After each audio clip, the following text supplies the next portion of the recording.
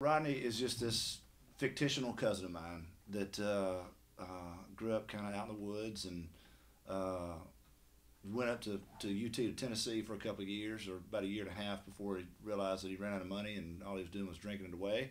Came back, became a shade tree mechanic, and pretty smart guy, but pretty simple. You know, lived pretty simple, had pretty simple tastes.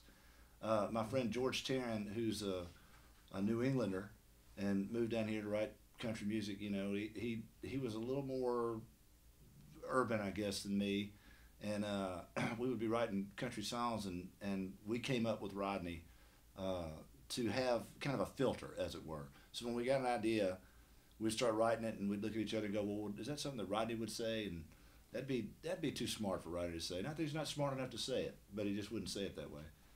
So that character kind of evolved, you know, and we kept writing these Rodney songs, as we'd call them. Well, I was at a party one night, and my wife and I, and this girl came up to my wife, this girl named Claudia Young, a good friend of ours, walked up to my wife, and she said, we were just kind of getting to know her, and she said, I love your husband. She's from New York. She said, I love your husband, and I'll tell you why. And I said, why is that? And she said, he's a bad boy, but he's a good man. And when I heard that, it was a room full of songwriters, so I thought, man, it's going to be written 35 times tomorrow. I'm not even going to bother. But she said it again to somebody else, and I noticed nobody was really getting it. So the next morning I walked in, and George sat down. I said, I got us a Rodney idea. He said, what is it? And I told him, and we beat our heads against a wall for probably 4 hours. And we originally wrote it as kind of a ballad. It was, I don't remember what we had, but it was something to the effect of, you know I drive you crazy, baby, staying out all hours of the night, waking you up, slamming the front door, turning on the bedroom light. All that I can promise you is just to love you the best I can. Try to understand, I'm a real bad boy, but a real good man. I mean, I don't know what it was, but... And after 3 or 4 hours, you know, obviously it just wasn't a hit, and I was like, dadgum, here we got 2 hit songwriters. We got this neat idea that was just a gift, and we can't do anything with it. I mean, why are they paying me, you know? And so he started putting his guitar back in his case, and I was mad. And I kind of went,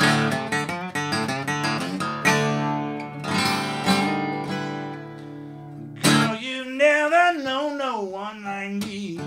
And I noticed that he was unzipping his guitar bag and pulling it back out. And I said, this might be something.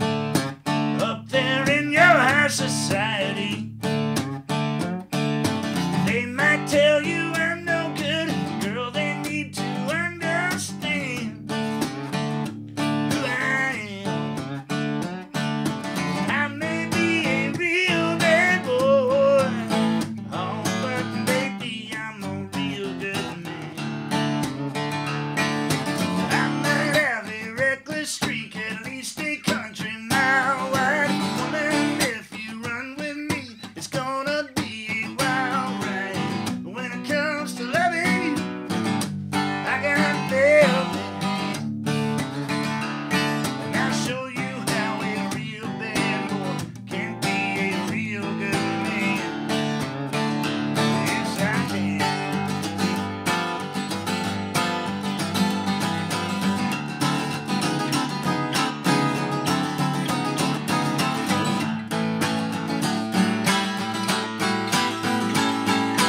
I'll take all the good times I can get. I'm too young for growing up just yet.